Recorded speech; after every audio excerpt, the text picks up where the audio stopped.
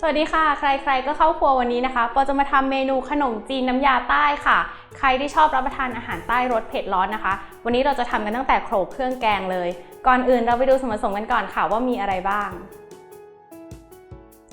สำหรับส่วนผสมของขนมจีนน้ำยาใต้นะคะก็จะมีเนื้อปลาน้ำดอกไม้ค่ะต้มสุก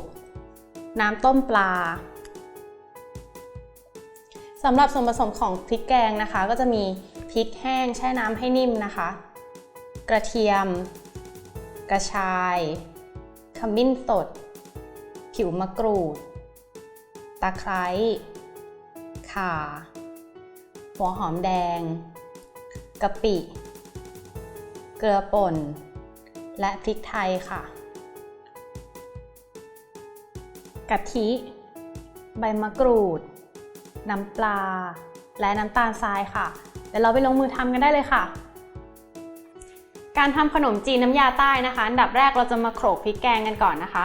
พริกแกงนะคะพริกแห้งปอใช้พริกผสมกันก็คือพริกขี้หนูแห้งกับพริกเม็ดใหญ่นะคะถ้าใครชอบทานเผ็ดให้ใช้พริกขี้หนูเยอะหน่อยนะคะก็คือเลาะเม็ดออกนะคะแล้วก็ตัดเป็นชิ้นเล็กๆแล้วก็แช่น้ำให้นิ่มนะคะเพื่อให้โขลกง่ายนะคะแล้วก็ใส่ลงไป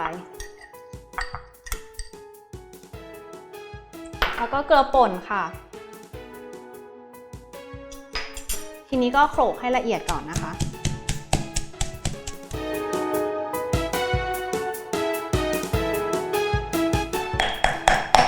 พอพริกเราเริ่มละเอียดนะคะเราก็จะใส่พริกไทยเม็ดลงไปแล้วก็โขลกให้ละเอียดอีกครั้งหนึ่งค่ะ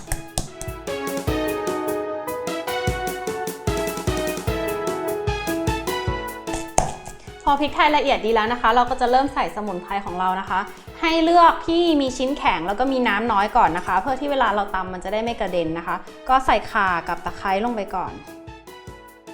แล้วก็ผิวมะกรูดก็ได้ค่ะผิวมะกรูดก็แข็งนิดนึงแห้งๆใช้ได้เหมือนกันข่าตะไคร้นะคะก็หั่นเป็นแว่นหรือว่าหั่นเป็นชิ้นเล็กๆไว้เวลาโขลกนะคะมันจะได้โขลกง่ายละเอียดง่ายไม่ต้องใช้แรงมากนะคะทีนี้ก็โขลกให้ละเอียดค่ะ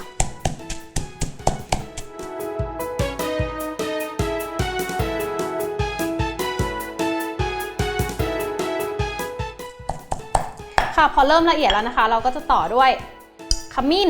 นเนี่ยพริกแกงใต้ต้องใส่นะคะขาดไม่ได้เลยแล้วก็กระชายค่ะเดี๋ยวทยอยใส่หอมกระเทียมทีหลังเนาะเดี๋ยวเราโขลกให้ละเอียดต่อเลยนะคะ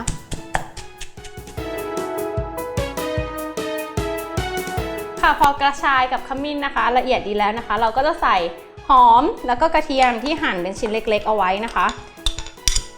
เพื่อที่จะได้โขลกง่ายเนาะพวกนี้มันจะมีน้ำเยอะเพราะฉะนั้นเราจะใส่สุดท้ายเพื่อที่มันจะได้ไม่กระเด็นนะคะ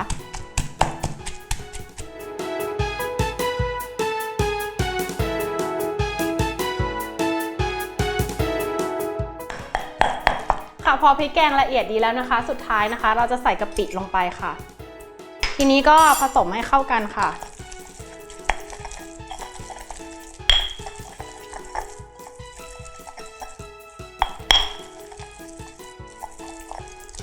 เสร็จแล้วเดี๋ยวเราไปทำน้ำยาใต้กันค่ะ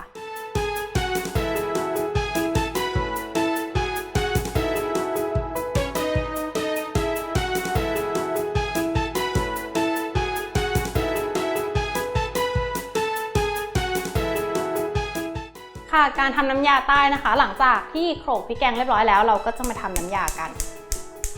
ก็เปิดไฟใส่กะทิเล็กน้อยลงไปนะคะเดี๋ยวเราจะผัดกับพริกแกง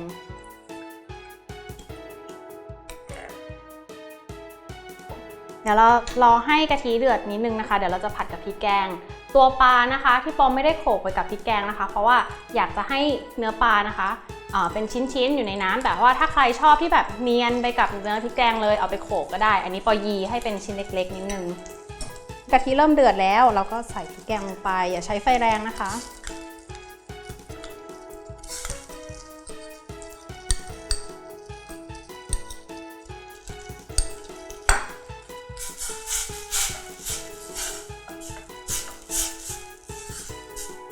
ค่อยๆผัดกับน้ำกะทินะคะ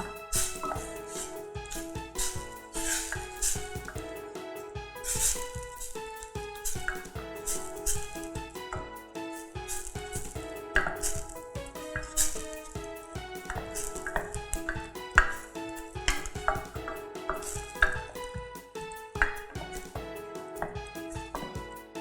ผัดให้หอมสักนิดนึง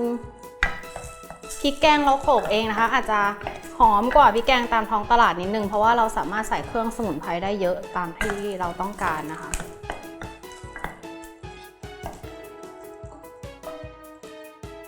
เริ่มได้กลิ่นหอมแล้วก็จะเติมกะทิลงไป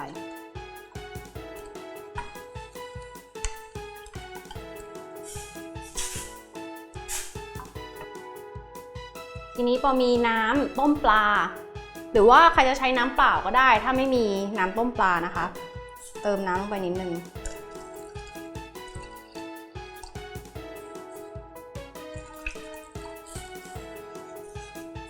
โอเคเนื้อปลาค่ะพอใช้เนื้อปลาน้ำดอกไม้นะคะหรือว่าถ้าเกิดหาไม่ได้จะใช้ปลาอื่นก็ได้ที่หาได้ปลาช่อนปลาทู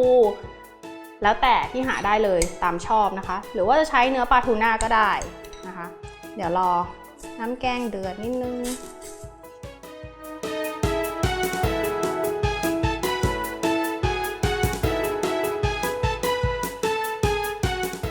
น้ำยาเราเริ่มเดือดแล้วนะคะเราก็จะใส่เนื้อปลาลงไป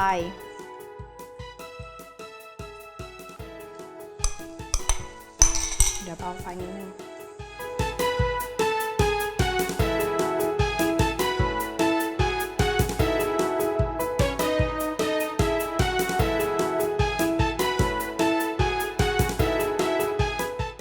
เริ่มมีเนื้อขึ้นมาแล้วนะคะ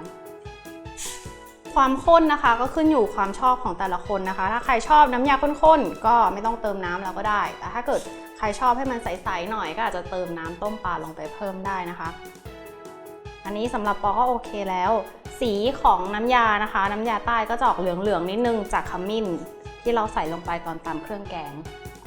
ก็ปรุงรสด้วยน้ำปลาค่ะแล้วก็น้ำตาลทรายนิดนึงทีนี้มีใบมะกรูดนะคะไว้โรยหน้าพอฉีกเอาไว้แล้วก็ใส่ลงไปได้เลย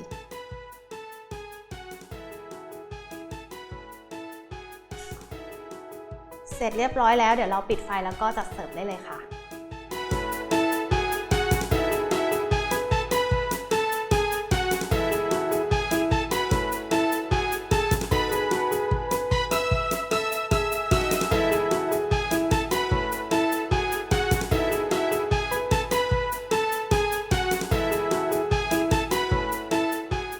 เสร็จแล้วนะคะขนมจีนน้ำยาใต้ของเรานะคะมีสีเหลืองสวยจากขมิ้นนะคะรสชาติเผ็ดร้อนนะคะรับประทานกับเครื่องเคียงอาจจะเป็นผักดองผักสดแล้วก็ไข่ต้มนะคะสำหรับวิธีการทำอย่างละเอียดสามารถเข้าไปดูได้ในเว็บไซต์ foodtravel.tv ค่ะวันนี้ปอลาไปก่อนสวัสดีค่ะ